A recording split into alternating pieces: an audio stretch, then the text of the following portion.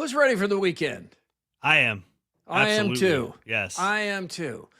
Andy is not with us today. AD in for Andy. Andy, we're thinking about him. Unfortunately, he is attending the funeral of a close friend. So Andy had to leave, and I think it's St. Louis, AD? Yeah, I believe so. St. Louis area? Yeah. Okay, so he's headed there, but we're thinking about him, but glad to get to spend some time with you, AD. Yeah, happy to be here. It's our happy third time together in the past, week and a half? Yeah, and then Monday you were gone, so I was co-hosting with Andy. I'm going to have to get like hazard pay or something for these last couple of weeks. Man, who do you talk to about that? I don't know. Williams? I guess. Oh, good luck with that. I can't even imagine. I'm ready to get this show started, though. Let's do it. Get ready. Blues Traveler and Jen Blossoms. Plus special guests, Spin Doctors. September 10th, Lordson Amphitheater at Waterworks Park. Blues Traveler, Jen Blossoms. Tickets are on sale now at Ticketmaster. Blues Traveler and Jen Blossoms. Presented by the Willis Summer Series.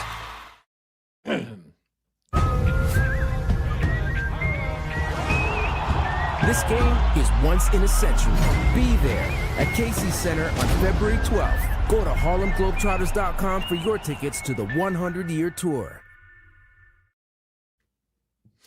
With 5 Central Iowa locations, there's always a Heartland Tire and Auto nearby to take care of everything your car needs. From oil changes to complete transmission overhauls, they do it all. For 15 years now, Heartland Tire and Auto has been a proud sponsor of Murph and Andy.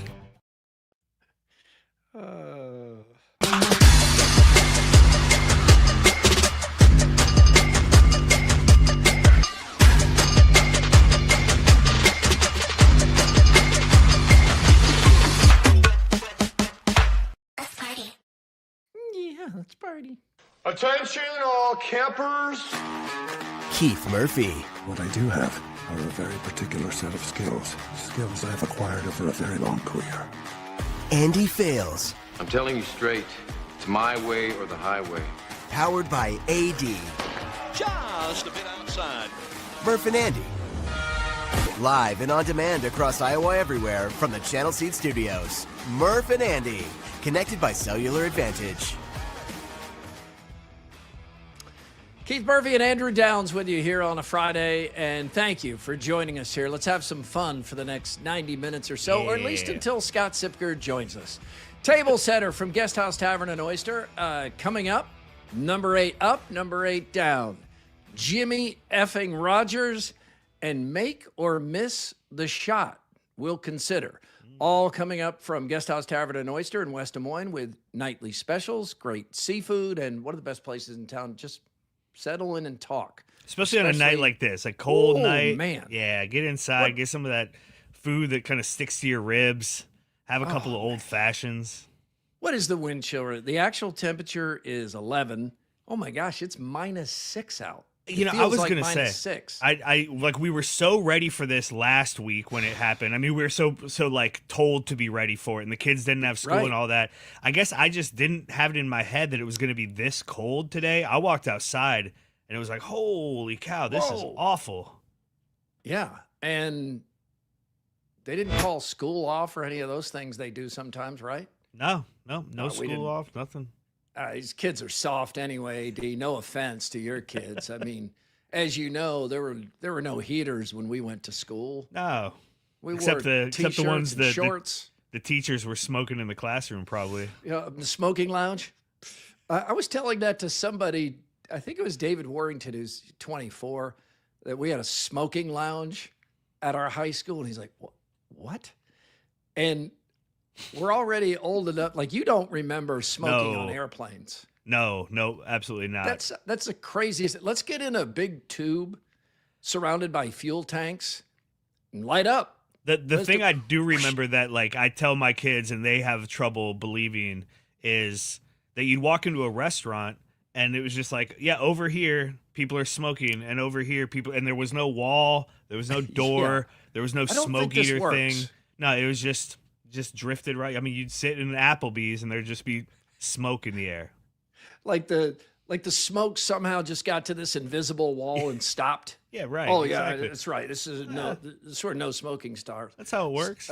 Have you been on an airplane where the old ashtrays are soldered shut? Have you done that? Yes. Okay. I had a few cars with those too. Yeah. Allegiant had those for a while. I haven't been on one lately. It's been a while. But it wasn't that long ago you'd be on one. What's this thing? Oh, that used to be an ashtray on an airplane. Go figure. Let's go high or low since our last show. Presented by Wealth Charter Retirement Planning and Tax. Wealth Charter Retirement and Tax, planning your future with confidence. All right, I'm going to go first. And my high was seeing my friend Mark Freund back in broadcasting, if only for a night. I had just had lunch with John Sears and Freund at Either Or last week, and Mark is just happy. He's enjoying his after broadcasting life, enjoying the more normal lifestyle and weekends off and freedom to go to games as a fan. And I can tell he's not coming back, but No. It was good to see him on Buckets last night, and I thought he did a nice job. I know he's a big-time college basketball fan. Yeah, it was great to have him. We had a lot of fun. To have a hoop head like that to talk to is always a good time.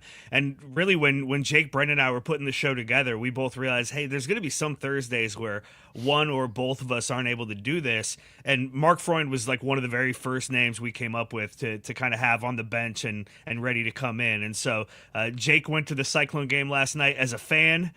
So didn't want to bother him, and called in Mark Freund, and we had a lot of fun. If you missed any of that show, obviously some of it was dated to last night, but we preview this weekend's games and everything, and it's wherever you get your Iowa Everywhere content.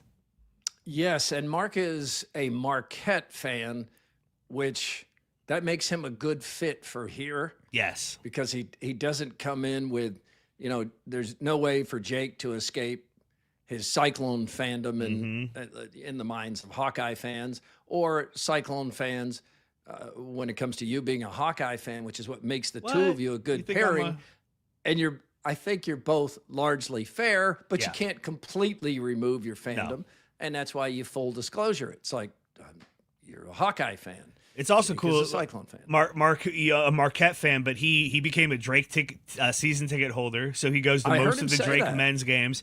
And then he said he's been to a game in each of the 4 arenas already this season. He's gotten over to UNI, Iowa City, up to Ames, and then obviously the Knapp Center with Drake. So he's just a guy who eats up college hoops. And I think getting out of the media and being able to just kind of be a fan and go to these games. And I mean, you know how it is. Even when you're at a game as a fan, when you're not like working, it's still in your head of, okay, how am I going to talk about this game? What are things that, angles and things. And you kind of step out of that and it's, I can just enjoy this. I saw him at many Drake games and I thought, man, how long is Mark going to work this Admire free tickets angle?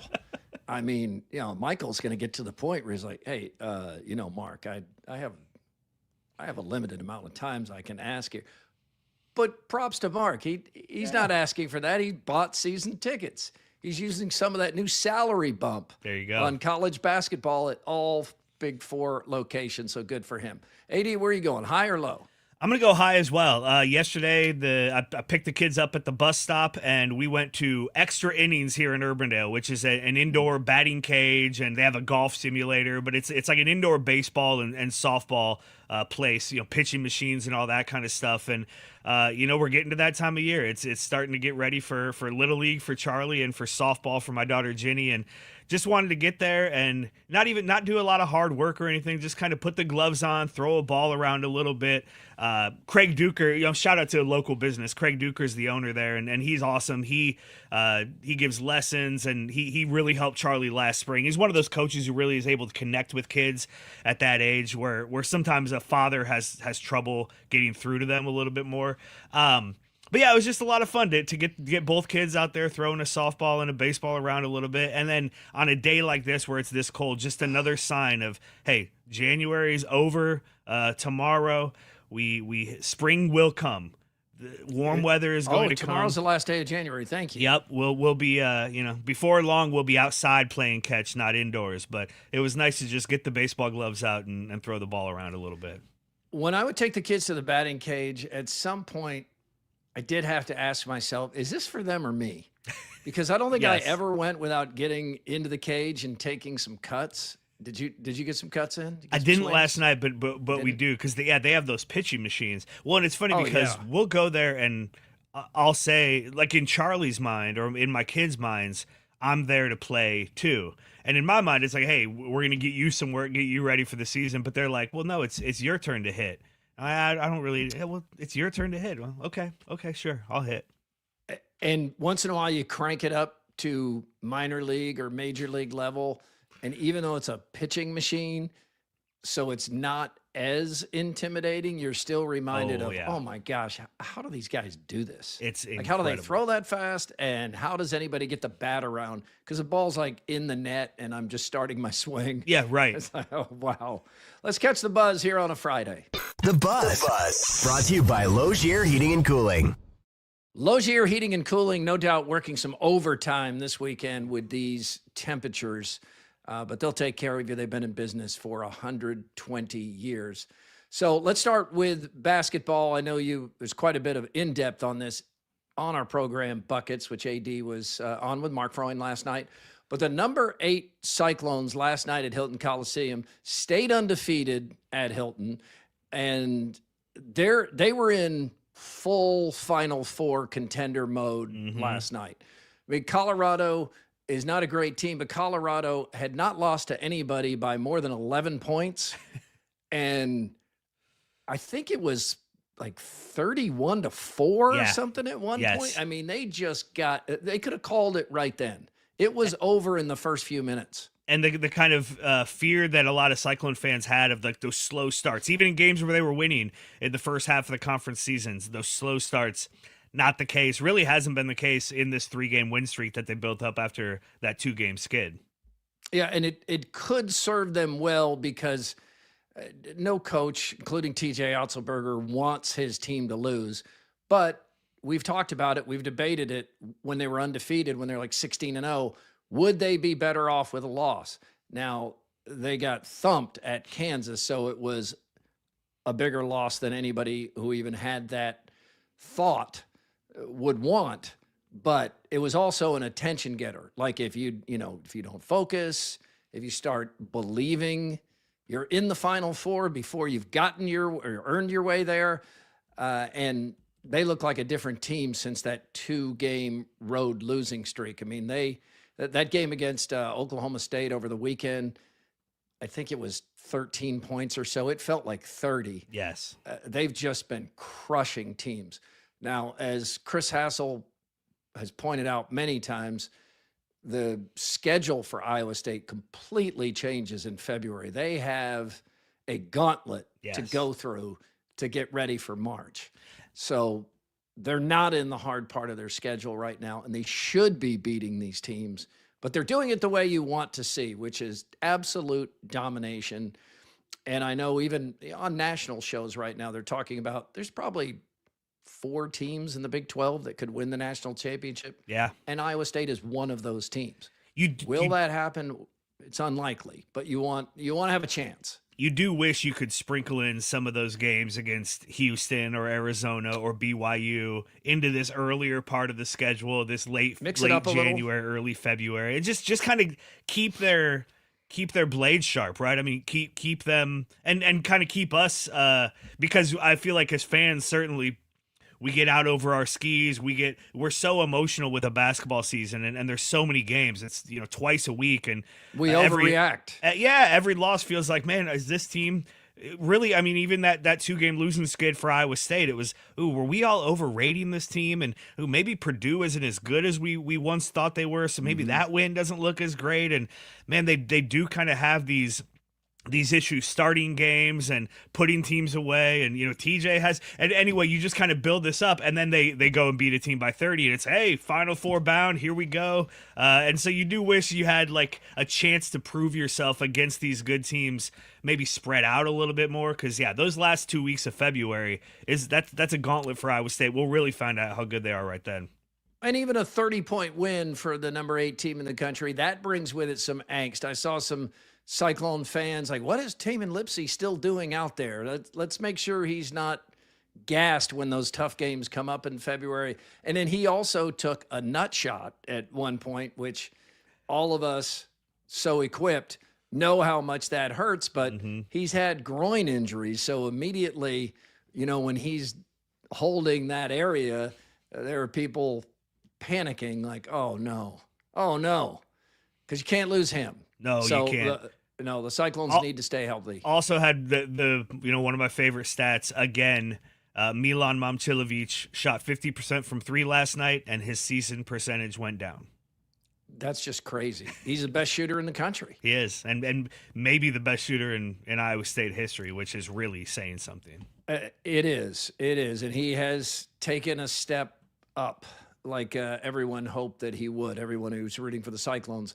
Last night, 10 players scored 6 in double figures, and 97-67 that was that final. So that's one number 8 team. The other, first, let's hear some post-game here. We do have some WHO 13's David Warrington, who covered the game. This is TJ Otzelberger and Jamarion Bateman, who I think led Iowa State in scoring. I think all those extra effort and energy plays our guys take pride in, and we practice with a very competitive spirit. And I think over the last 10 days or so, it's really ramped up, and our guys have had a chip on their shoulder. We've gone back to being the hunter instead of being something other than that. I think that's when we're at our best, and our practice habits have been carrying over for the game. So now the challenge becomes staying in that same mental place, bringing that same effort and energy to practice, and then being very headstrong that the things you do in practice are going to carry over to the game. We take pride in getting stops like that. I think at one point it was like 10 stops in a row. Our offense just flows for us. So when we just buy in and get stops, we get going. Well, they sure got going, and the number 8 Hawkeyes, the women's team, did not get going. 9-0, better start than any Iowa team in the Big Ten Conference in 30 years. But this was just a dud. They just didn't have it. The old cliche of they didn't get off the bus. That's what it seemed like. It was, it was a 13-0 run early by USC. And then I really didn't think Iowa would get back in it, but they pulled within 3, but then another big run by USC. And among other things, Jan Jensen said they really miss Taylor McCabe's leadership out there, not just her 3-point shooting, but her leadership. And I think most of us maybe underrated her loss just because we thought, Addie Deal goes into the starting lineup. Yeah. This is going to be just fine. Maybe it's even addition, but you forget that leadership piece sometimes when things aren't going well or when the effort's not there. It was, what they have, they forced 5 turnovers in the entire game, but it was 0-1 for a long time. So that's effort, that's defense. It was a dud. They just had a dud. They haven't had one in a long time. That's the thing. You're almost surprised it hasn't happened before with this young team, out to a 9-0 start in Big Ten play. And I think, the McCabe stuff is, it's more off the floor and like that leadership, the veteran presence. I mean, she's been to Final Fours. This is a very young team. They're starting freshmen in her place. They're ahead of schedule. They are. But you're right, and it's good that she made the trip out west. She's going to be with the team. Maybe into step into more of like a coaching role. But you're still going to miss her, and there are going to be times where she's going to you're going to need somebody like her to hit a 3, and she's not going to be there for you. So that is going to hurt. And then this USC team, although their record doesn't show how good they are, and Juju Watkins isn't with them right now because of injury. I think Chad Lysico, I heard on Legends and Listeners, compared them to like Iowa football, where they've been really close. They've had a bunch of single-digit losses to really good teams, and while their record may not show it, this is still a good team. They had a chip on their shoulder after Iowa beat them last year. That's starting to be a bit of a rivalry between these women's basketball programs, which is good. But yeah, this was a game where Iowa just didn't get off the bus, and that's tough because now you turn around and you got the number 2 team in the country, and so you really feel like this was your chance to get a win out west, and now you're probably looking at at least a 2-game losing streak. You want to split, and yeah, now you get UCLA, so that is difficult. And it, the whole didn't get off the bus mindset does kind of feed into that West Coast trip that we hear so much. Nobody bitches about it more than UCLA's men's basketball coach. Yes. Is it Cronin? Yeah, Mick Cronin. He's constantly always whining about the travel. Well, you joined the Big Ten. It may not have been your decision, but you wanted the money, you wanted the exposure.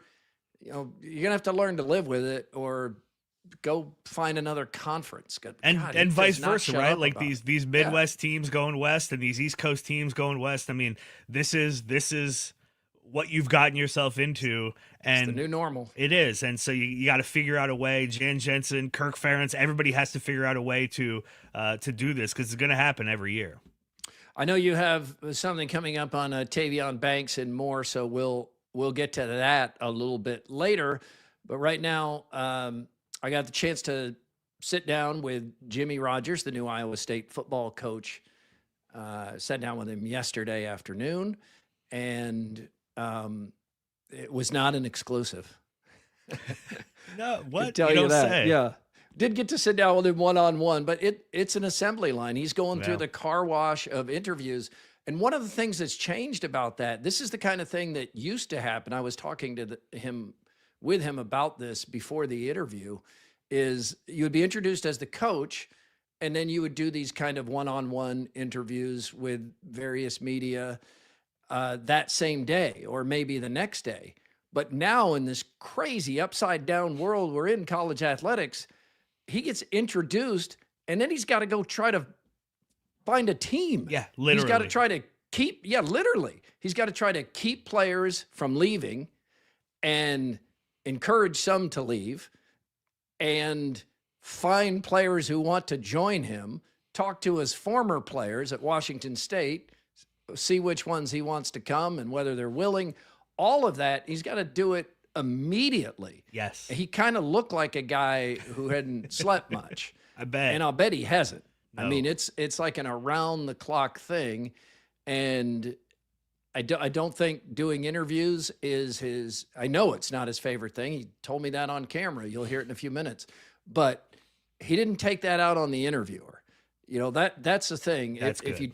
If you don't like media or you don't – it's not that he doesn't like media. Right. If doing interviews isn't your thing, or you're, just not somebody who's real comfortable doing that, you have to engage anyway. It's part of the job, even if you're soft-spoken like he is on camera.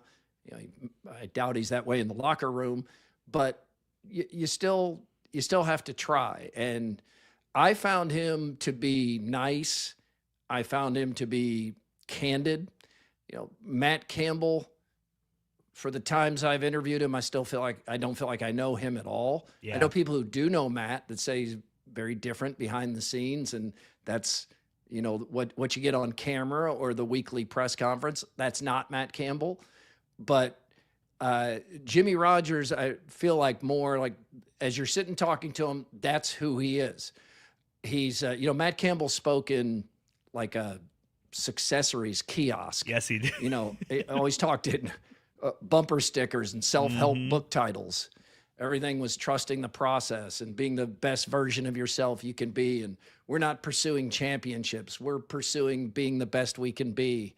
That's my goal, that kind of stuff. And I think he meant it, but that's kind of what you got from him. So I found Jimmy Rogers to be sincere. I don't know.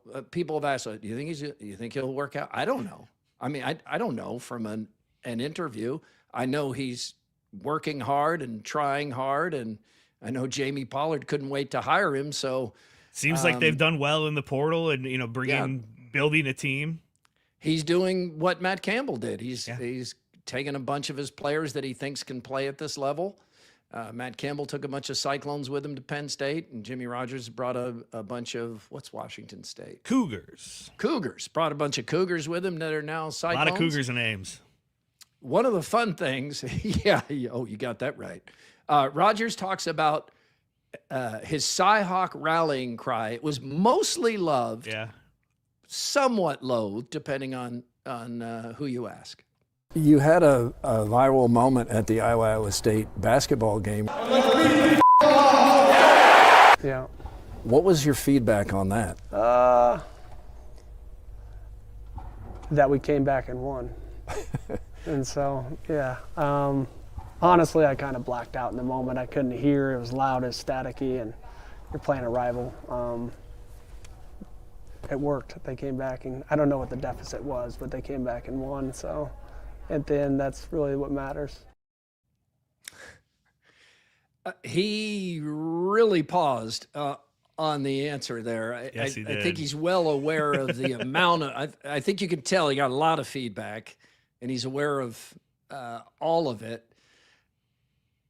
He also looks younger without the beard, I think. When I first saw him, I was like, oh, whoa, he looks different without the beard, just has kind of the stubble now. This is, we know this is not the biggest deal, but I did want to ask him about it because so far that's the biggest memory he's created. And like I had a Cyclone fan today say, you were the only one that didn't like it. It clearly intimating that I'm a Hawkeye fan, so that's why I'm saying this. First of all, I did like it. Yeah. I'm not offended. I was not offended by this. I also am well aware that is not the only profanity that fans, the people who say, well, there are kids at the game.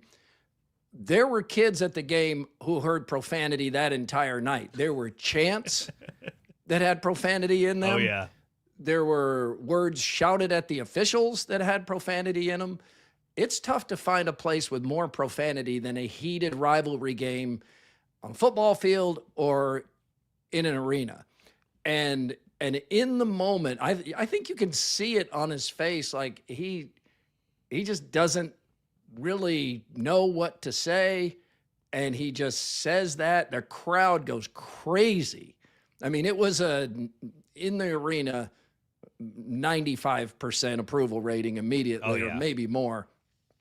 And most of the blowback is from Hawkeye fans, the same Hawkeye fans that if Kirk Ferentz walked out there at Carver Hawkeye Arena during the Iowa State basketball game and said, all right, and let's beat the effing Cyclones, those same Hawkeye fans who had a problem with this and thought it was inappropriate, they'd be like, man, that was awesome. They get it tattooed. Cool. Absolutely. Yeah. So much of this is the same confirmation bias, rivalry stuff we hear about and deal with all the time. We talk about on this show frequently, but it's not 100% that. There are some people, including Cyclone fans, who I've heard from both this week and back when it happened, who just feel like a leader shouldn't be using that kind of language in that forum. I think that's a very small percentage, but I think they're sincere about it. Yeah. And I see that point too.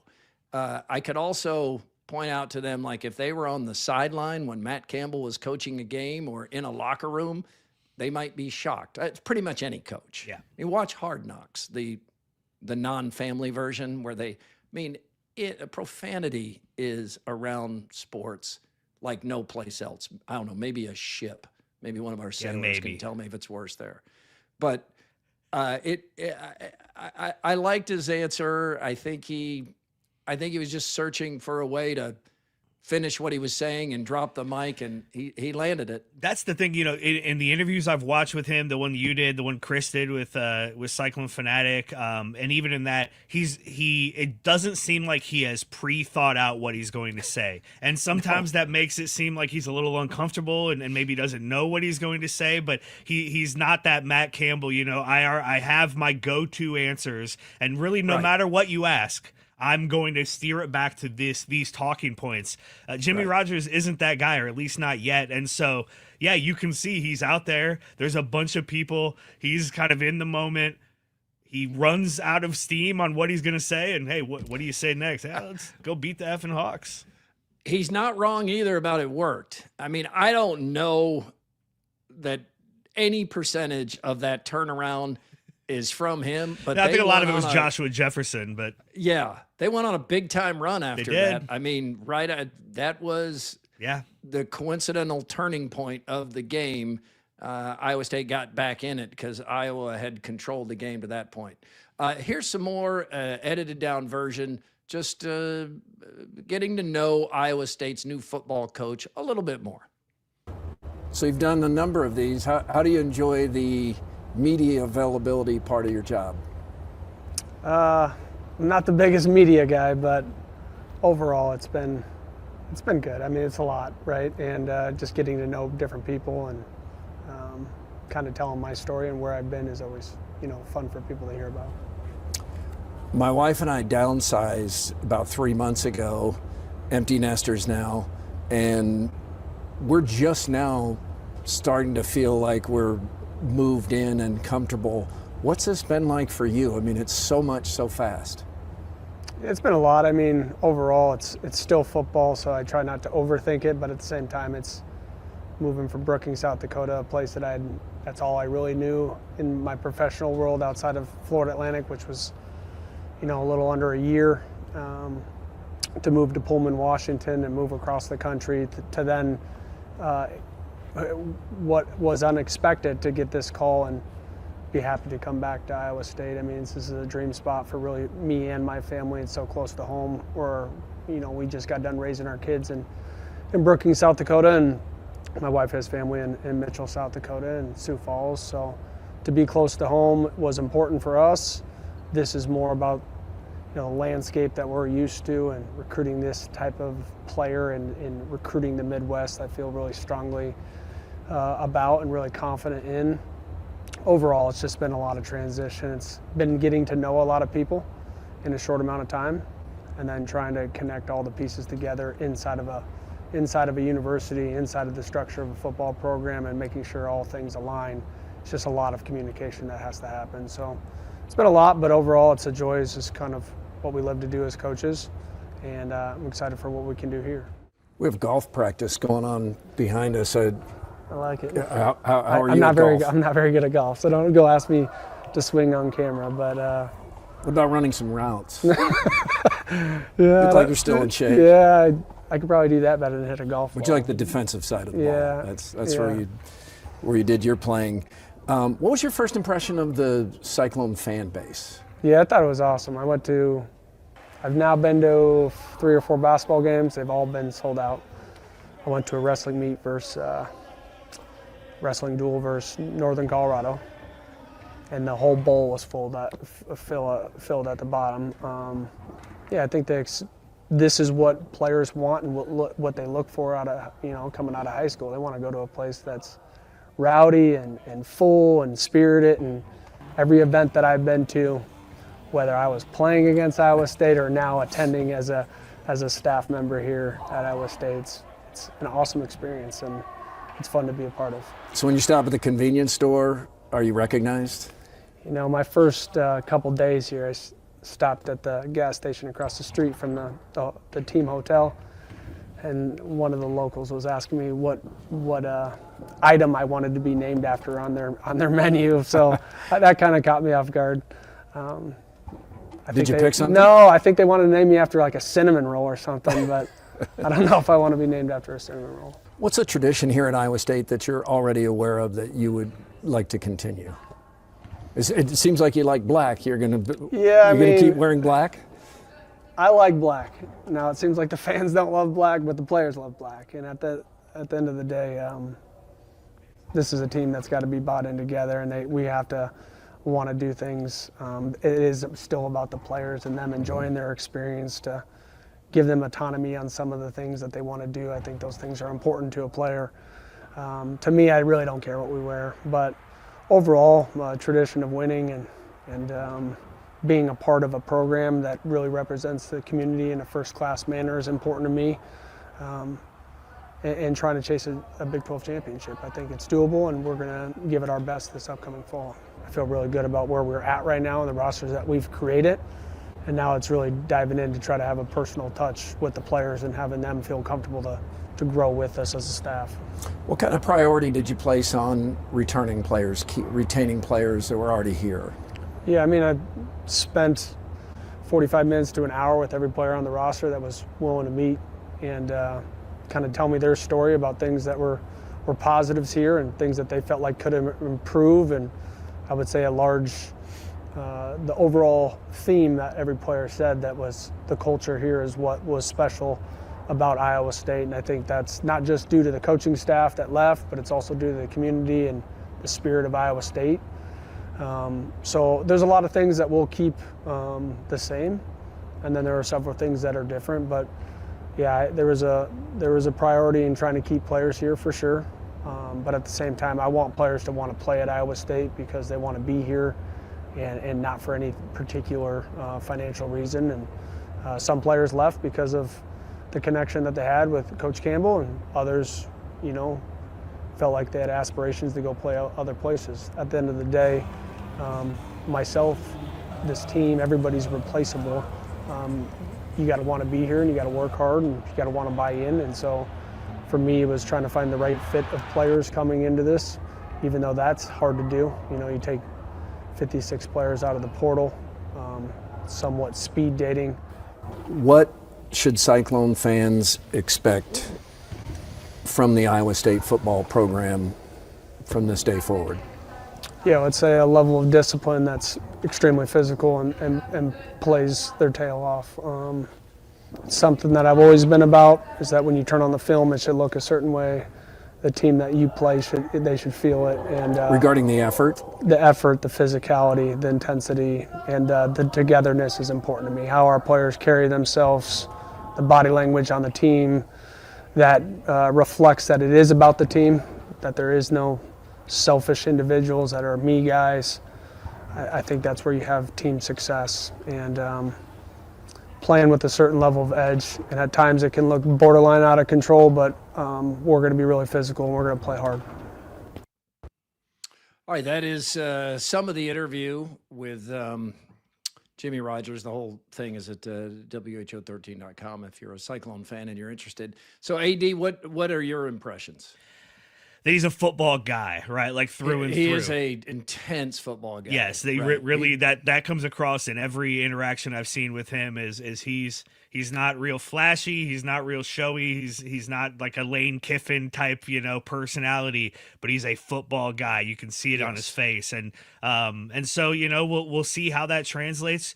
The biggest thing is how do you navigate the portal? It feels like in college football right now, and he's a guy with as much experience in this as any other coach because he's had to rebuild rosters 2 years in a row now. And so if anybody can do it, it seems like he can. It'll be really interesting to see how this team gels and comes together between now and September when the whistle blows. It's an unfortunate coincidence, I think, that Jimmy Rogers, like Matt Campbell, loves black, loves wearing black, not just that, because you can expect to see the black uniform some more. I was surprised he's like head to toe and like that's. Yeah. I thought maybe you'd see a little cardinal. Him wearing all the black and white, that has nothing to do with making the players happy on game day, because the players, the people, their late teens, early 20s, they do love wearing black. He's right about that, and you do have to consider that for a couple of games of alternate uniforms, and I think you can count on that happening. But he didn't go take Matt Campbell's clothes or something, and in fact, I think the two coaching staffs have been a little irritated with each other. I was wondering, like, was the closet in his new office just already stocked? And he's like, and he also seems like the type of dude that wouldn't like put you out if he walked in and you had a bunch of black clothes there for him. He'd be like, all right, cool. All right, like I don't think he cares a whole lot. I don't either, but I think it would be better for many Cyclone fans if he came in and he just wasn't dressed head to toe like that. But he's not thinking about that. No. And I guarantee you what Matt Campbell did not have anything to do with what Jimmy Rogers chooses to wear. I just hope, as I've been saying for at least 10 years now, that they would put some cardinal and gold piping on the black somewhere. Show at least give a tip of the cap to Iowa State's colors. Don't just go black and white.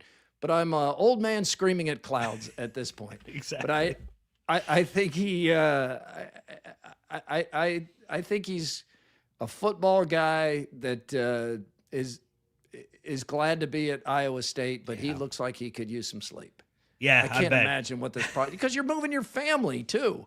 You're hiring an entire staff. He had to get 50-something players out of the portal. He called it speed dating. Well, I mean, he said he spent 45 minutes to an hour with each player who was already on the roster who would meet with him, and most of those guys aren't on the roster anymore. So then, you're kind of re-recruiting these guys, and then how much time are you spending going out and recruiting other guys, re-recruiting the guys you've already recruited to Washington State? It's got to have just been 24/7.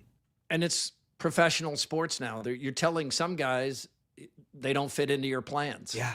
So you had guys, and that's the piece that fans miss the most frequently, I think, that not everybody who gets in the portal is there because they wanted to leave. Some are there because they just didn't fit into the new staff's plans, which irritates the old staff. So all of that's going on. But, thank you for checking that out. We appreciate it. Super Bowl buzz, there is none. None. Maybe if you're in Seattle, I'm sure. New England. I'm sure. But right now, we're still, this week tends to be softer. It does. But there's next to no buzz. Because even next week when they do the silly media stuff and, guys will get asked crazy questions, there's not a lot of stars. There's not a lot of star power on either of these teams right now. Yeah, the logo, certainly the Patriots logo, carries a lot of weight, but this is a different team than the dynasty that we saw over the last 20 years. And so, it's going to be really interesting to see how the buzz builds. Now, there wasn't much buzz for the college football national championship game, and that was a hell of a game. If we get a Super Bowl like that, I think we'd all sign up for it. And a lot of people we know people are going to watch the Super Bowl. I think you would have much more buzz with a healthy Bo Nix and the Broncos, because for one thing, a healthy Bo Nix with a Broncos team that wins that game, I think you're probably viewing this as close to a toss-up. Maybe the Seahawks slightly favored, but part of the buzz problem here is no one expects the Patriots to win. Doesn't mean they won't win or can't win, but almost everyone assumes the Seahawks are going to win this game. And the Patriots, did you know the Patriots had like the softest schedule, one of the 3 softest schedules of the past 50 years? And they've even when they played a tough team, it seemed they caught them. They would catch that team when they were down their quarterback or they had just fired their coach. So that's even though this Patriots team to me is not hateable, it's got a likable coach and a likable quarterback. Drake May seems, right. It's stunning how quickly they've turned this back around. And I'm sure that if you're a Jets fan and you watch the Patriots just go from 4 wins right back to the Super Bowl, it's probably irritating. But this, to me, is not a hateable Patriots team, but they did benefit from a really soft schedule. Do you know who played one of the 3 easiest schedules in NFL history? The 72 Dolphins. Oh, interesting. They're the only perfect team in NFL history, but it was an incredibly easy schedule, and they still won. I mean, not trying to take anything away from them, but they still had to win those games. John Sears' plea with 3 million views to get the alternate uniforms did not work. No. We have the uniform matchup for the Super Bowl, and it is, what color do you call this for the Seahawks? I mean, navy and neon. That's navy? Okay. I think so. It head to toe in navy, teal, whatever that is. Yeah, whatever that. Patriots are going all whites. So I believe this is the first, what does the NFL call this? The color rush? I think this is the first color rush matchup in Super Bowl history. You got all blue against all white. So it will be easy to identify the players. You'll know the teams. Yeah, sure. Should be able to find an open receiver. All right, time now to find out what's bugging you. Hi, I'm Tom Coates. If what's bugging you is your credit card debt, please call us at Consumer Credit of Des Moines. Since 1987, we've helped over 100,000 people, and we can help you. Hey guys, this is Jens from Ankeny. What's bugging me is that I keep seeing people saying, I bet the Vikings wish they would have signed Sam Darnold. But the reality is that Sam Darnold is a good quarterback on a team with an elite defense. He's not out there like Josh Allen slinging the ball and winning games on his own. The Vikings were able to take the money that they saved and pour it into an offensive line and a defense, and that's where the money went. Unfortunately, that offensive line was hurt half the year, and so that's what got J.J. McCarthy hurt, because he was sacked a whole bunch. But I still think that there's a potential and a possibility for him to be a good quarterback. I mean, Matt Stafford only played 13 games and had a completion percentage that was lower than J.J. McCarthy for his first 2 years, and he turned out pretty great on his own. So I think there's potential for J.J. McCarthy to at least be a good quarterback, and that's what we need. Skol Vikings.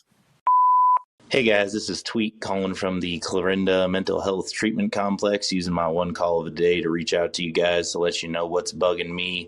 And it's Jimmy Rogers not committing to moving on from these goddamn black uniforms. They've run their course, leave it in the past, wear the school colors with pride, damn it.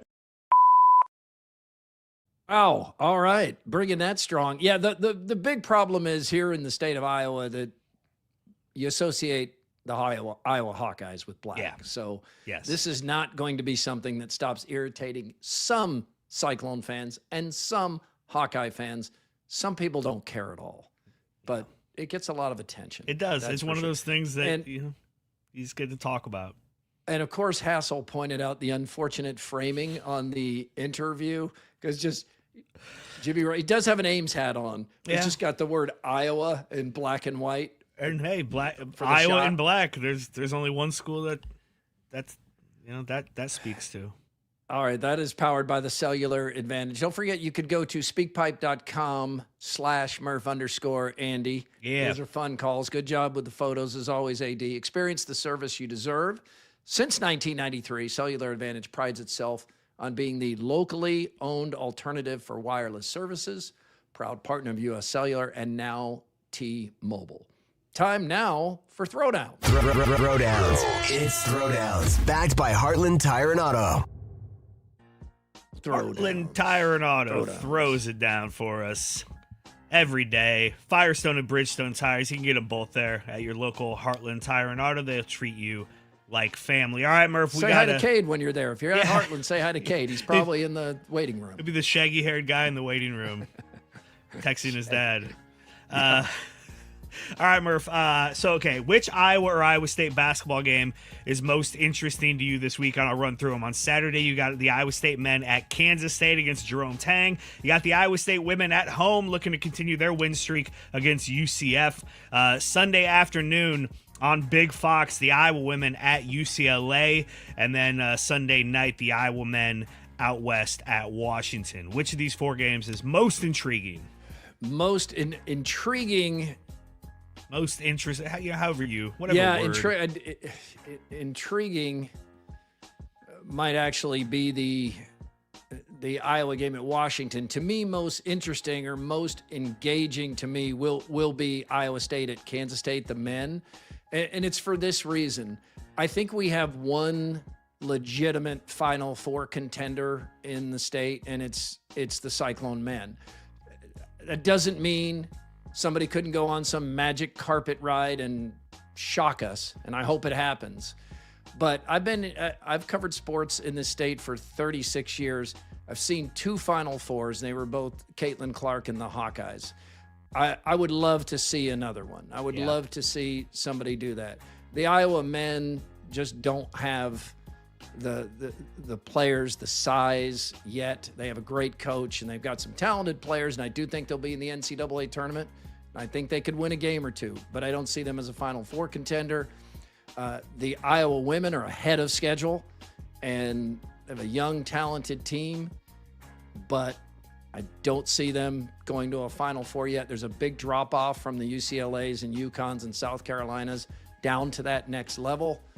And the Iowa State women, the injuries and slump are going to cost them seeding, and it's going to be tougher to navigate to get there. So every game Iowa State plays, even without the Jerome Tang factor, and being at K-State, I expect the Cyclones to win this game easily. But it's a road game. They've been nearly invincible at home, but they have struggled a couple times on the road. So I'll pick that one. What about you? Okay, so a couple of things. The commenters, thank you. Steve points out the men, Iowa State men at Kansas State. It is a Sunday game. Apologies for that. I misspoke. Thank you. And then Iowa is at Oregon on Sunday night, not at Washington. The Washington game is Wednesday. I got those flip-flopped in my head. So apologies on that. I didn't catch that. So I doubt good. that changes your answer. For me, it is the Iowa men at Oregon that night, and it's only because the Iowa women lost last night. Had the Iowa women beat USC and then go into this UCLA game, I just don't expect Iowa to compete, hopefully, but I expect it to be similar to that UConn game. Maybe not a 30-point loss or something like that, but I don't expect Iowa women to beat UCLA. Now, again, had they beaten USC last night and came into this with the head of more steam anticipation. and 10-0 in the Big Ten, all that kind of stuff, I'd be anticipating a little more. I'm kind of curled up in a fetal position when it comes to that Iowa women's game on Sunday afternoon. This Iowa men's team, though, these are important games for them. Every game is, but it's certainly these winnable ones. And you go to Oregon, a team that's not been playing very well, and so that's where my focus will be this weekend. All right, Murph, I had to delete. Even though I would add to that, AD, even though Oregon is not good, I do find playing at Oregon more intriguing than the Hawkeyes at Washington. So that does make that game more interesting to me. Is Oregon still? Have they changed that court yet, or is it still? That's a good question. That may change my answer. I don't want to watch a game on that court. Yeah, or I don't know. Do you avoid getting high, or do you try to get high for that court? You get high. The answer, Murph, if that's the question, the answer is always get high.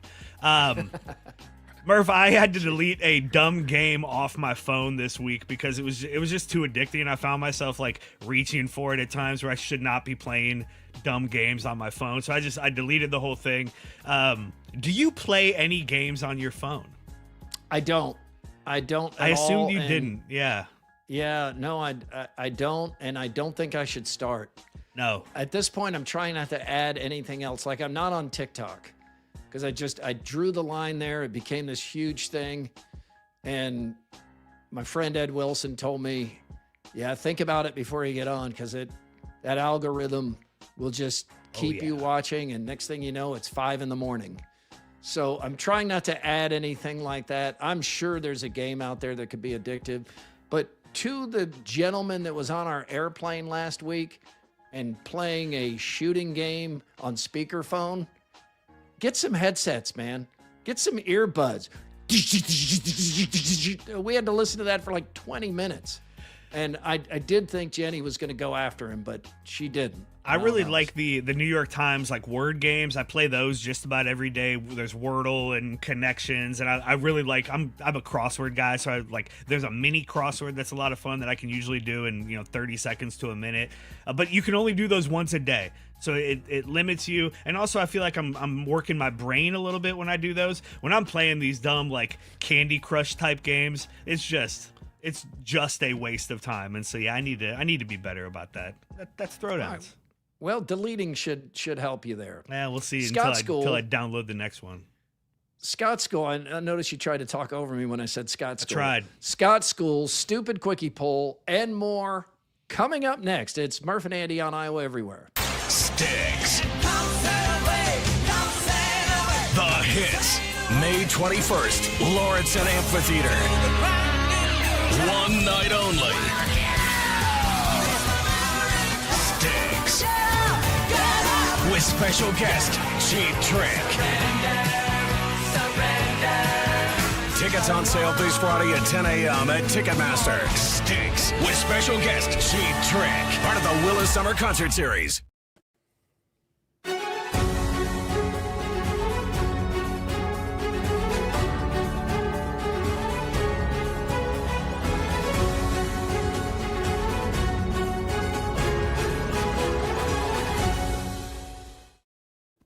The Murph and Andy Show is brought to you in part by Ramsey Subaru, home of the toughest, most reliable cars in the world and the people who back them up, on Hickman Road in Urbandale. I'm Chris Williams. Join me weekly for the CW Pod on Iowa Everywhere, where I do a lot of sports business, the business of college sports, breaking down college football, and of course, intriguing interviews as well, weekly on Iowa Everywhere. Scott School, Scott School, Scott School is cool. Yeah. Hi, everybody. Hi, Scott. It's good to hear you. I love that that you guys put the commercial break right before me, because obviously no one's going to want to miss Scott School. So Clearly. It's very strategic. Of course it is.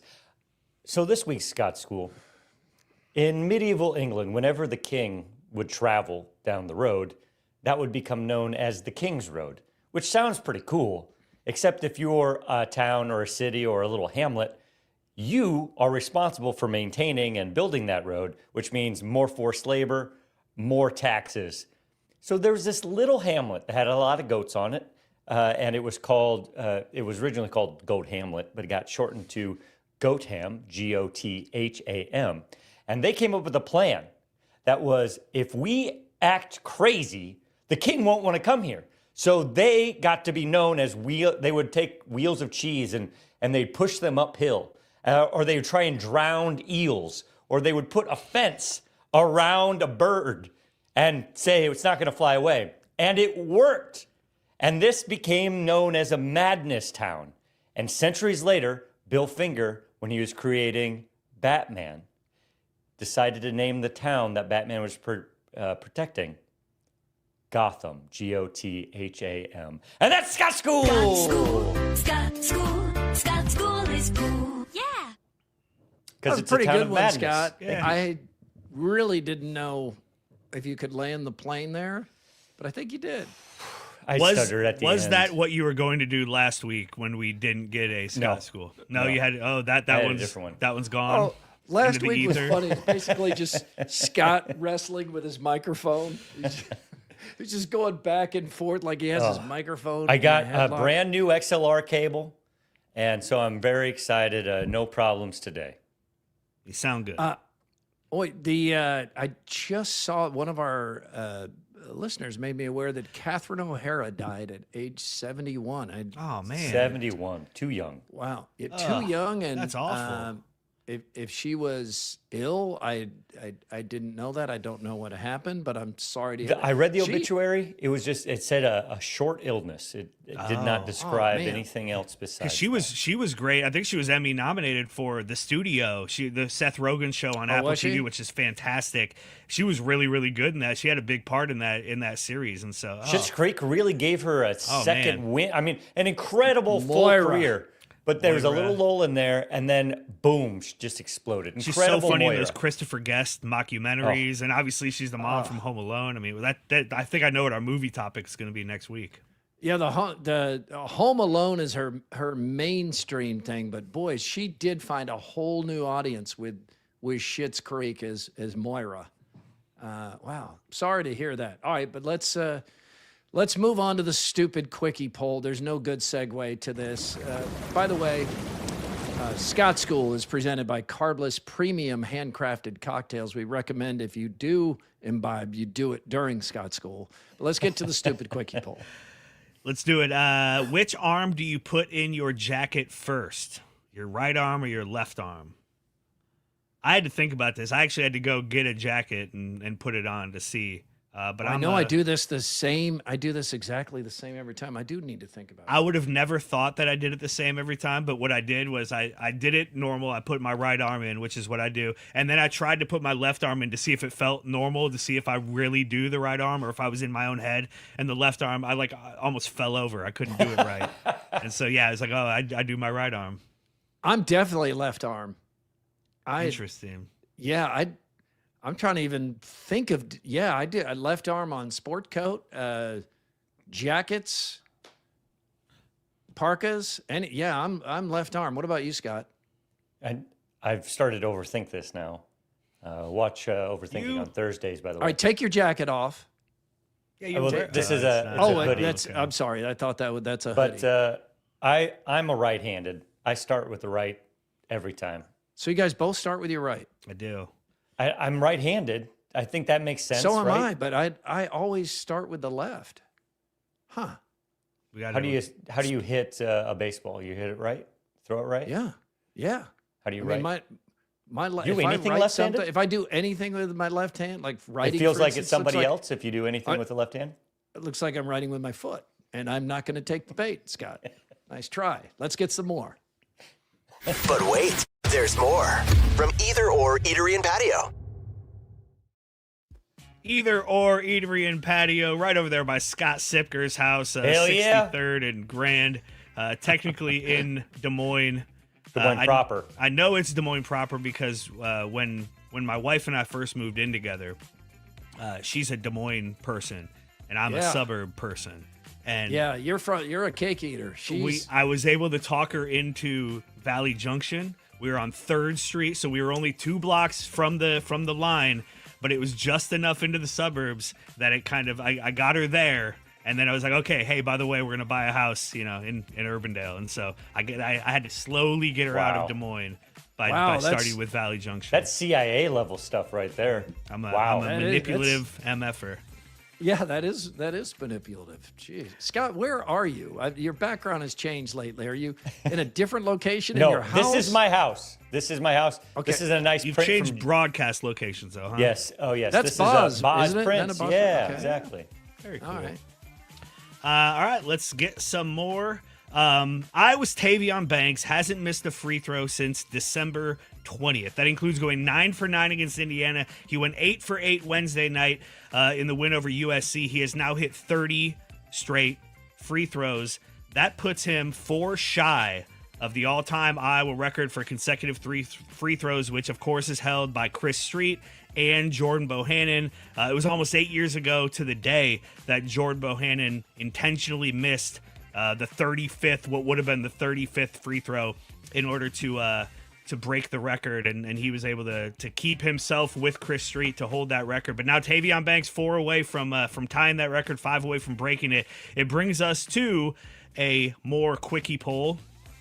If Tavon Banks has an opportunity to break Iowa's consecutive free throw record held by Chris Street and Jordan Bohannon, he should make it or miss it. I'll take this one. I have a strong opinion on this. I absolutely think he should make it. Chris Street was the ultimate competitor. He would not want somebody intentionally missing a free throw. That would go against Chris Street's nature. I appreciate, especially in a home game by an Iowa kid, what Jordan Bohannon did, but Tavon Banks isn't from Iowa. This game is not going to likely be in Carver Hawkeye Arena, and you should not make a decision like this based on situational basketball. So if the game is on the line and it's tied at 76 and he's at the line and there's 1 free throw to win it, he's supposed to miss it. But if it happens in the first half and Iowa's only up by 3, it's okay to miss it at that point. That should not dictate this kind of thing. You should do your best. Chris Street would say you should do your best. He should try to make the free throw. I mean, if Tim Dwight is returning a touchdown, should he run out of bounds at the 1-yard line so he doesn't break a Niall Kinnick record? I mean, do your best. I think he should try to make it. I don't think there should be a consideration of missing on purpose. Yeah, don't overthink it. It's you really just make it, especially now. I'm trying to imagine a situation where, okay, yeah, you should miss it. And if it's like late in the 4th quarter, you're up by 30. Second half, same thing. Jeez. You're at home. And you know, matters. the moment is there. Like I feel like maybe I could argue for it then, and it would be a big pop in the arena. But just make it, point up to the sky, take a moment, let it all sink in, and then see if you can set that record so high that nobody ever can take your record from you.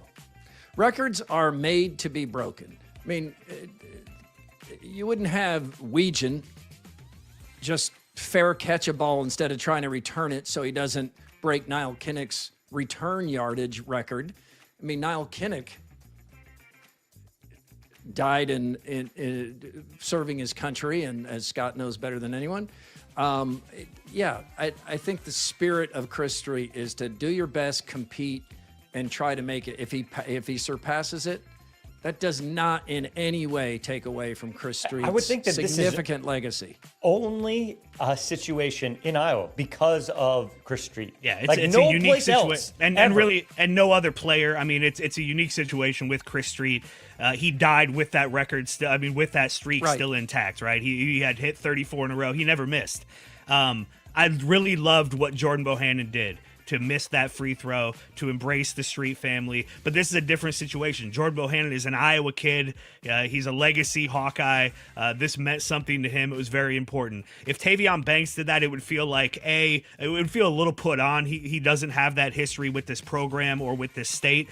And also, it would then extend it to, well, now everybody has to do this. Right now, it's a thing that Jordan Bohannon did and made him one of the great Hawkeyes of all time. It's probably time, and hopefully Tavon gets there. Maybe he won't. A lot of people in the comments saying I just jinxed him, and now it's not going to happen. But if he has that opportunity, I would like him to go ahead and break that. And then when the next guy gets close, it's not a conversation anymore. And we've already done the honoring of Chris Street. I have a feeling Chris Street's parents would say the same thing. It's time for this record. It's okay. It's not time. It's okay if this record gets broken at this point. And you added an excellent point too, which is, the main mystique around this record is that it never ended for Chris Street. It was active when he died, so he never did miss. And even if Tavon Banks makes 45 in a row, you don't know how many Chris Street would have made in a row. It still goes on to infinity because it was an active streak. So do your best, try to make the free throw, and this will not diminish Chris Street in any way. All right, guys, I pulled this from the Des Moines Register. The state of Iowa offers 83 different license plate designs, but one is by far the most popular. It's not this, which is the kind of boring regular one. Can you guys guess which one is? It's got to be the black. Popular? It's got to be the black. It is absolutely the blackout plate. You remember before they introduced this, people were buying the Dort plate, and then they were buying like custom plate things that would cover up the Dort just so they could have the black plate. But they don't have to do that anymore. Now, 713,000 vehicles in the state of Iowa have the blackout plate. The next How many? close, 713,000. About to be 713,001 when Jimmy Rogers switches plates. You're right about that. I literally just got my letter in the mail today, an hour ago, telling me I can come pick up my blackout plates. Oh, so yeah, there you go. You're I just switched. You're one of the many. Not a very unique decision, but Nope. But they It do just look looks cool. good. They do. I look got cool. I got a new car, and it's darker, so it's just gonna look slick. I wish you could do the old school, just the blue. You remember when we were growing up, Scott, the blue license plate before they changed the design. I wish you could do that. But yeah, the blackout is the most popular. The next closest is there's a person with disabilities plate that has fewer than 60,000 total plates. So more than 10 times that for the blackout plates. Kind of tells you maybe the blackout plate should just be the plate. Number 3 in most popular is the Hawkeye plate. Of course, it's a Hawkeye state. They have about 26,000 Hawkeye plates. And 4th is the Cyclone plate with 19,000, give or take. And right. Thank you to the Des Moines Register for giving me that. All right, here, guys, it's time for a new segment I like to call Let's Watch a Video with No Context. Just give me a minute.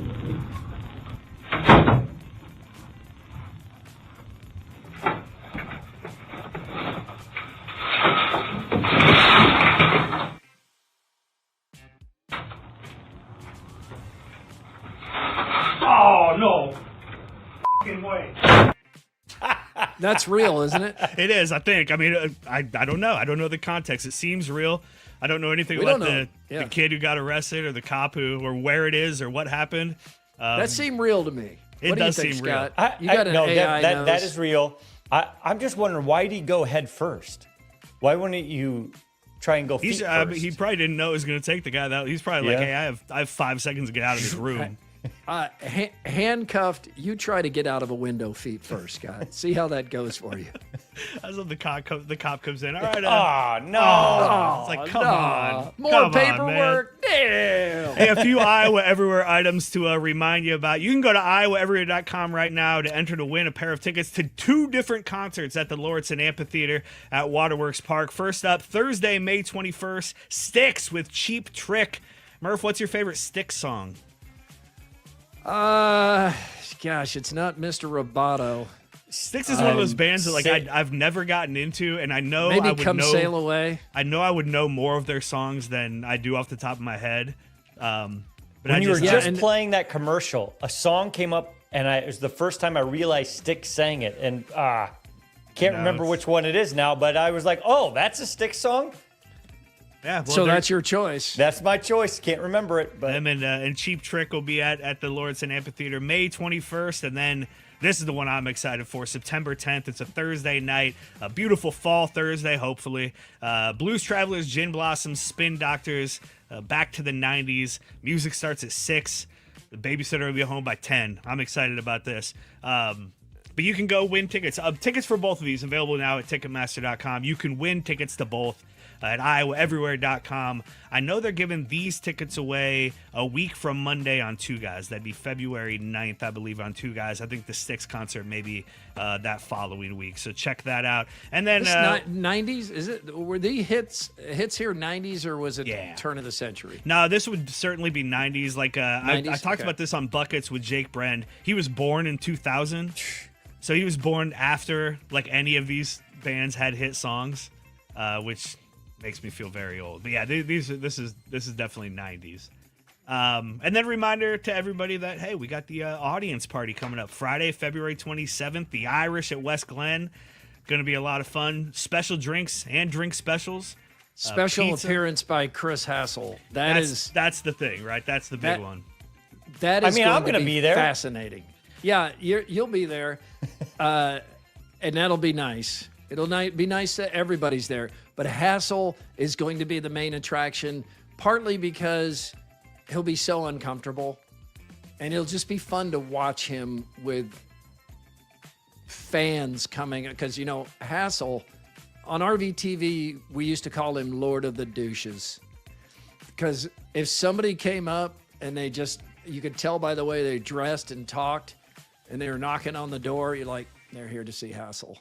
It's just, he attracts some characters, and he will go and hide. Do you think that we'll treat Chris Hassel in person the same way we treated Chris Hassel on cardboard last year? Just fondle him the whole time? It got worse as the night went on, because there were drink specials. There were a lot of Ubers ordered. Chris, wear your nut cup.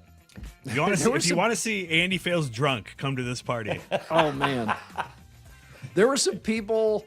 They came a long, like hours away. Yes, which was really nice. And they got a hotel room next to the Irish. I was like, that's a smart crew right there. But we did get a lot more pizzas this time. Man, did those fly out of there. I remember that was it was like a little while in, and I was like, oh, I should go have a slice of pizza. I went over there, and it was just all gone. Like, oh. Okay, I was like rabid dogs over there. You have people drinking for a few hours, and then you throw some delicious Grimaldi's pizzas over there. It's like it was a feeding frenzy. For free, by the way. It's like you just go over and take it. And that's the thing. Yeah, there's no entry fee to this. Everybody's invited. You don't have to win tickets. You don't have to sign your name at the door. Come out February 27th. I'm really worried. I'll be there. It's going to be fun. It's going to be an overflow crowd. I thought about that too. I think it's going to be there all night, so some people will come and go. Yeah, we'll go over we can take the party over to the Wellman's rooftop if we need You know to. what you don't want is nobody showing up. Oh, God. We had that concern a little bit last year. Like, what if nobody shows? And then I walked in early, like at 6, and it was already full. RVTV in Centerville. We're going to wrap up with a little This Day in History. This one is for you, Scott, as it's presidential history. On this day in 1835, Andrew Jackson becomes the first president to experience an assassination attempt when Richard Lawrence approached him outside of the Capitol building and pulled a pistol. But the pistol misfired, so Jackson starts beating the guy with his cane. The guy has another gun, Lawrence. He pulls that out. It also misfires. So he did not get a shot off on the president. He was arrested. He was actually found not guilty by reason of insanity. He spent the rest of his life institutionalized. And I saw the Smithsonian has these guns, and about 100 years after this happened, so about 100 years ago, they tested these guns, and both fired on the first test. And so they said the odds of both of these guns misfiring in the moment like that is 1 in 125,000. Woo! Ooh. So thank your lucky stars, Andrew Jackson. Apparently, I guess it was like humid that day, and some of those guns and the gunpowder, and I mean, it's the 1800s for God's sakes. They're susceptible to humidity, and so yeah, both guns misfired. Didn't get a shot. That was a really off. good Scott score. That was thank well you. done. That felt like a gift to me. Thank you, Scott. What is the series that I told you to watch Death by about Lightning. the Death by Lightning? That was I found that Very really good. interesting, and I knew Funny you would like as it. well. It's also James Garfield to me has always had a soft spot in my heart because I think he could have been one of our truly transcendent presidents at a moment in time when we desperately needed somebody with a fresh take. But unfortunately, a man who thought he deserved a political appointment decided to shoot him. The actor who played Garfield, what's his name? Michael Shannon. Michael Shannon. He was really good. Oh, excellent! Great beard too. And you also get in that show how Garfield could have survived if the medical research from Europe had really taken over America. That you shouldn't put your dirty hands inside of somebody's open wound. Right. That's what ended up killing him. Was the infection. They're trying to find the bullet in it. They even called in Alexander Graham Bell, who had did all these different inventions, and so he had a metal detector. So they were trying to find that metal bullet, but they couldn't find it. And it turns out later we realized, it's because he was laying on a metal framed bed. Oh, that's interesting. Yeah, interesting series. It's just so tragic because he could have survived, and really, who knows how it would have shook out. But especially coming out of an assassination attempt, usually, and unfortunately, we've seen this in our own lives, you get a boost of popularity right out of it. And so he would have had even more power to take on Roscoe Conkling and that New York mafia that was going on. Herky the Cat says, I need to get mad at you guys the way Andy does when you take more off onto a tangent. Oh, sorry. Hey, what are you doing? Hey, this is my time. This is important more. On this day in 1971, UCLA beat UC Santa Barbara in men's basketball. The Bruins wouldn't lose again for almost 3 years. The win began an 88-game win streak that still stands as by far the longest in NCAA history. It would end in January of 1974 with a loss to Notre Dame after 3 consecutive national titles.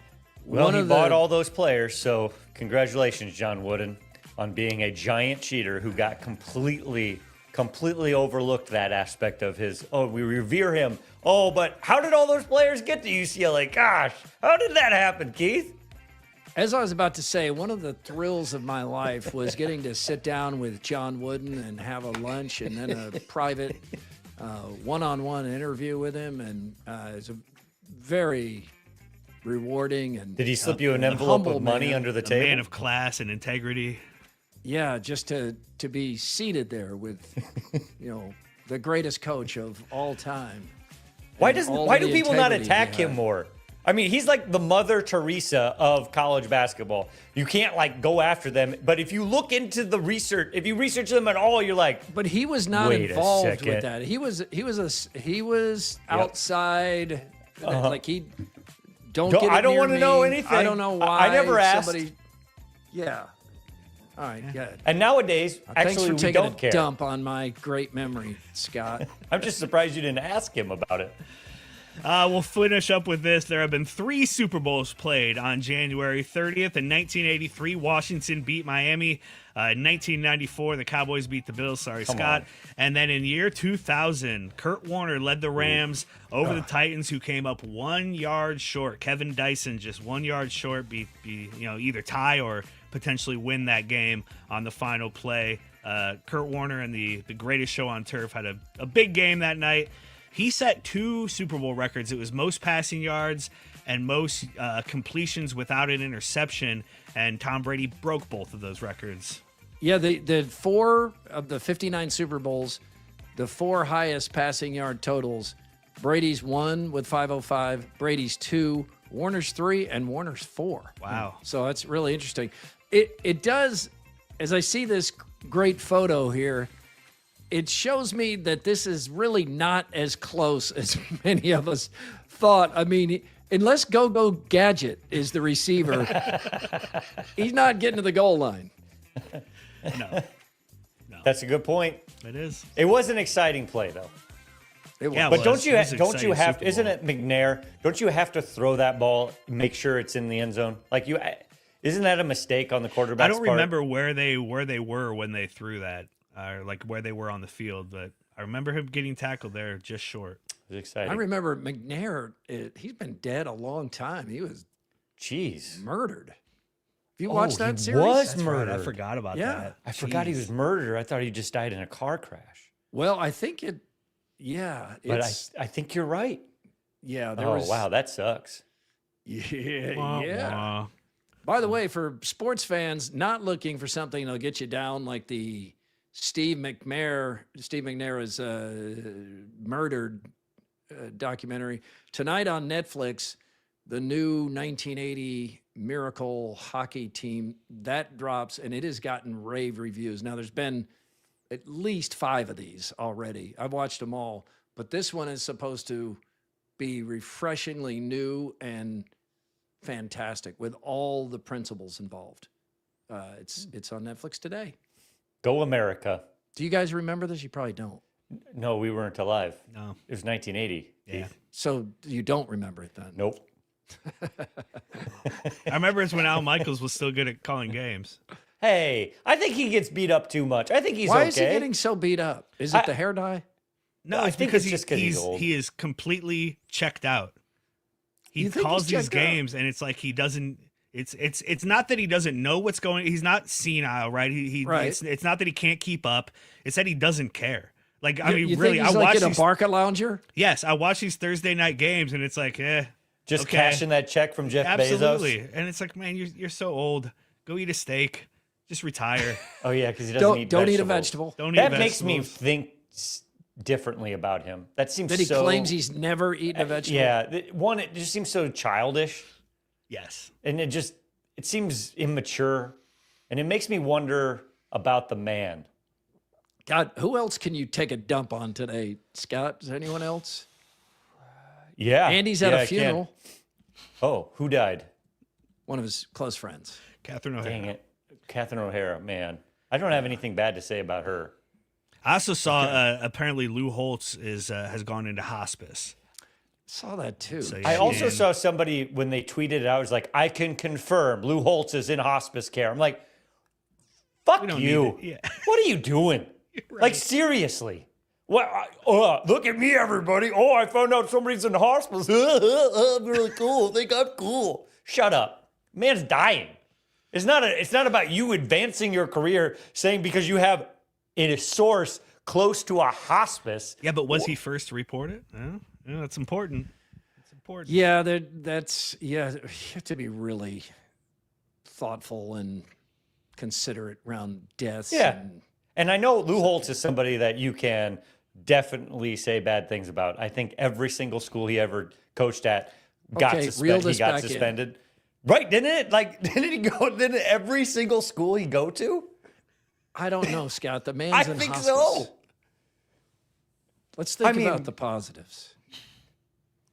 Hassel does a great Hassel does a great Lou impression. Holtz. You were right. He Yep. does. He does. Hassel's Lou Holtz is awesome. It's iconic. Yeah, it's incredible. But we probably have seen the Do- last of it. Do we not? Am I not supposed to bring up the fact that he broke all the rules all the I mean, time? maybe not today. Okay, all right. I'll Yeah, hold we off. don't. Yeah. I mean, John Wooden's dead. Do I have to? Am I not supposed to No, bring that up? you're good to Okay. piss on his grave. Okay, great. And did. You already did. I did kind of tee you up for that. I knew You that did. about you. I've seen Scott go on that stem winder before.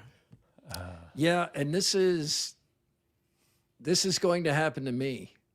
I'm going to die before you guys in all likelihood, and some version of this podcast will still be going. And Scott's just going to come on here and just rip me. Let me tell you some stories about Keith Murphy. Yeah, as John says, remind me to not have Scott do any eulogies. I thought eulogies were for roasting. Honestly, I want people to I want people to roast me at my eulogy. That's what I want. I want people to laugh. I want all of the things. You die first, and I can guarantee it. Sweet. Okay. Well, go hey, first. I don't want to, but if it happens, you heard it here, and I want you to know, I will love it. It is mercifully time for the Andrew Downs audio drop of the day. We call it the AD squared. Yeah, if you thought that was inappropriate, just wait till you hear this. It's a Friday, so some parental advisories. And this, I guess first is powered by Game Day Men's Health. You can find them in Ankeny, West Des Moines, North Liberty, wherever you are. There's a game day near you that can help you get yourself ready for 2026 and beyond. It is Friday, so some parental advisory is necessary. None of these bleeps are necessary. It's all innocent conversation. I've placed bleeps to make you hear things that aren't actually being said. What you hear is on you, not us. It's This Week in Iowa, unnecessary censorship. Why don't you go take your microphone into the bathroom, take a and let us hear it? Again, I mean, the crazy thing is just how hard the is. Oh. I mean, hockey players love that. I mean, they love that much more than, the soft. I think it's a much faster buy-in that you get because they feel like, man, this guy wasn't full of he's telling me the truth. If she were the PA announcer, she would not need a microphone. No, she should be wouldn't the need game day speakers. host. She's funny. She's funny and she's loud. This sounds funny on the surface. Like, yeah, she's saying they had to get a divorce because he has a big. Yeah, that seems like a compliment. In Nigeria, bank customer Ojo Kingsley was mistakenly credited $1.1 million into his personal bank account. He looks like that happens sometimes. It does happen. Yes, it does. Yeah. Nicely man, done, Johnny Rogers. AD. I'm going to start playing him when I'm trying to fall asleep. What's his name? Damn it. Jimmy. I always do that Johnny Rogers thing. I will say the lack of a D in his last name has thrown me off a few times. It is. Yeah. And he's a defensive double-checked coach. the spelling. And there's no D in his Also, name. In that photo you used, he did have the cardinal in gold while wearing black. That was the one he found in Matt Campbell's locker. There's no way he wore that hat in that much in like 2 weeks. That's like frat dog Ben there, where you guys ever know anybody that wrap it around like a softball and belt it or when we were something kids, like that? Yeah, back in the day, that's how you did it. Well, you remember forever when you bought a hat, it just came flat billed. They really wasn't like pre-curved. Right. You had to curve it yourself. Now most hats come pre-curved. Keith, when you were interviewing the new head coach at Iowa State, did you have to fight falling asleep? No, Scott, I did not. He was a nice man. He seems like a great man. It seems like he's purposely trying to be as boring as possible. And I think it might be a strategy. He is dry. I think it might be a strategy. It'd be like, all I want you to judge me on is the result on the field. None of this other stuff matters to me at all. And maybe that's a brilliant move. I can't wait to see how it comes out. I don't think you can hold everybody to the ball of fire standard that is Kirk Ferentz. I mean, not everybody's going to be Sebastian Maniscalco or Dave Chappelle at the microphone. Some people are just more laid back, and you got to accept that. You can use the word laid back, yeah, if you want to. Quickie poll results presented by WCI Pools and Spas. If Tavon Banks has an opportunity to break Iowa's consecutive free throw record held by Chris Street and Jordan Bohannon, he should make it, says 64%. 36% would like to see him miss that shot and continue. I guess tie those guys for the record. Yeah, put his name in the record books alongside them. That's a healthy percentage of people that do think he should miss it. I've seen quite a bit of debate on this within Hawkeye Twitter and social media. I think this is a good representation. I would say most people think, hey, go ahead and make it. Records are made to be broken, da-da-da. But there is, because Jordan Bohannon did what he did 8 years ago, there is still that feeling of, hey, maybe that's the one place, that's the one record where you keep Chris Street's name there. The Super Quickie poll, which arm do you put in your jacket first? 61% go with their right, 39% with their left. So do you think the majority of people, now I'm going to have to ask, Cade is left-handed. I need to ask him if he leads with his left, because I'm clearly in the minority here, but I for protection always go purposes, you got to get the hand that you use most to grab your knife or your sword or your gun. You need to get that through first. because you don't want to get caught and be like, oh no, now what am I going to do? So that's why you need to do it, Keith. You ever see What is Martin wrong with Sheen you? put on a jacket? He does this weird. He's Oh, got yeah, he something flips it over. He does this over top. He's got this movie. Does, I think it's because he's got a gimpy shoulder. yeah, there's right? something with his shoulder where Like he can't John reach back to McCain put his issue. arm in the thing. So he found this way to like throw it over his head, and It is super cool. It is cool. It's what President Bartlett does in West Wing because Martin Sheen does it. Keith, before Well, you makes go, sense. I'd like, since I've been saying some mean things, I do want to say I'm so impressed with the content you guys are making, whether it's Sound Off or on this show. I mean, you guys have been able to get in front of a lot of eyeballs for a variety of different reasons, and Including peeing. And yes, absolutely. And I'm just really impressed because figuring out those algorithms is impossible. And so what you guys do is just be authentically yourselves, and you just try different things, and sometimes they fail and sometimes they succeed. And I just love that you've been doing this for so long, and it's great to see when you guys get those hits. Oh, well, thank you, Scott. That's a Hey, good you want to one hang out end on. tonight? I got to do happy hour tonight. We're live at 6:30, and we're back at Club 41. Do you know why we call it Club 41? Nope. It's 41 stairs to get up there. So it's Club 41. Yeah. Wow. Well, Yeah. I'm getting in shape just to get upstairs. yeah, I can't wait to see your calves this summer. Woo. Sexy. Yeah, thank you. Hey, thanks for making Murph and Andy part of your Friday. Andy will be back Monday, and we missed him today, but it was great to be with you, AD. Great to be with you, Scott. If you get a chance, please like, review, and subscribe on whatever platform you found us. Reminder, Overthinking has moved to Thursdays live at noon. So if you're looking for that, Thursdays at noon now. We're back Monday, and we hope you are too.